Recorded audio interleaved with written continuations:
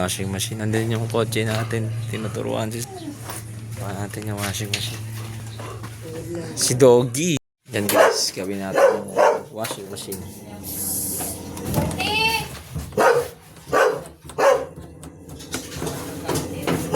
Palitan natin ito.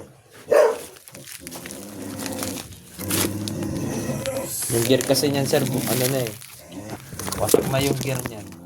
Ito yung, ito yung gear. Hindi natunog-tunog. Oo, yun yun. Ano, tabak-bak natin yung loob. Oo, isa, ano yan yung gearbox. Ito yung gear. Yan. Yan yung sa dryer niyan. Gear assembly. Silit lang pala, no? Oo, yan. Kesa na yan.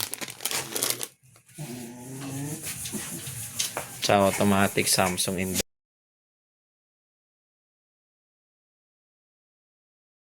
Paano kaya ito, kuya? Bumili ako. Doon sa may Sunnybrook. Eh wala. Ayaw ko pairamin. Baka hindi na raw ibalik yung impact wrench nila. Yaso baka maabot ako. Eh!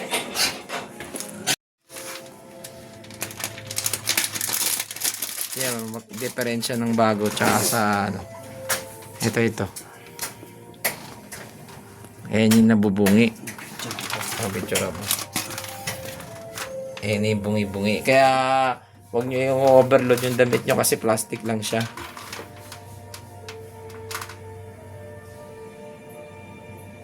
Yan yun. Yung pinaka-gear. Tingnan natin guys. Spin. Yan.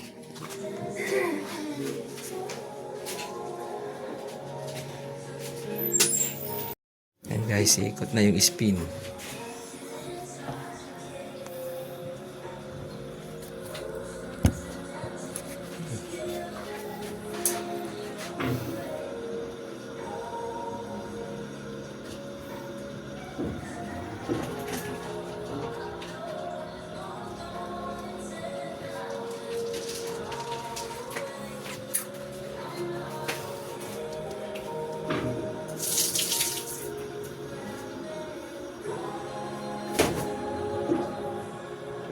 Hindi pa nila ginawang bakal yun no? Para matibay. Kaya nga eh.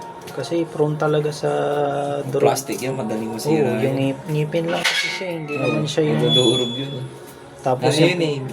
Yung kumbaga yung goma yun, na-expire. Narurupok. Oo. Parang cellphone ito. Pag narupok yan, nag-ano yan eh. Bibiyak. Oo. Pupudpud. Ganun ginawa nila eh. Hindi pa nilang ginawang gear. Bakal. Siyempre pag gumawa sila ng ganun, tinibay nila. Wala nang bibili ng pyesa. Galing din yung mga engineer niyan eh. Katulad sa asak yan, ganun din siguro ginagawa nila. Yun, hindi ako nakaingay. Oh, pag kasi nag-start mag-spin yan, tutunog muna ng krrrr. Oo, yun Tsaka yun. siya iikot eh. Yun yung nakatahimik, di ba? Walang ingay. Oo. Ibig sabihin, yung gear ng ngipin yun, tsaka yung plastic, nagyayakapan yun. Parang sasakyan din yan eh. Pag nilipat mo sa reverse, yung mayakap. Oo. Pag nawala na yun, nadudurog. Pag mga manual. Bahay lang ang sira.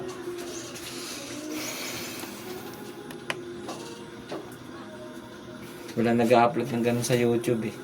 Yung ganung sira. Yung pinalitan ko. So siguro kung in-upload kaya, maraming technician na rin gagaya sa akin. Yun lang pala sira yun. At siguro may mga may-ari ng washing machine. Yung mga mister, di ba? Oo. Ay, ganun din problem ng washing machine ko. Ano nga yun? Ganun nga rin palitan ko. Huwag nyo na lang i-overload dyan ng damit para hindi nadudurog yung plastic na yun. Kasi pag nadurog Ano yun, ba to? 10 kilo. kasi may tubig pa kasing laman yan. Okay lang sa wash. Kasi yan, pre-wheel yun eh. Oo.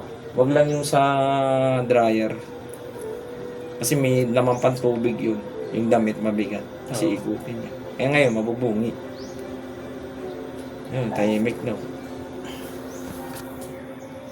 Diba? Samsung. Yun lang papalitan. Yung pyesa na yun. Yung goma. Okay, okay na yun, sir. Okay na.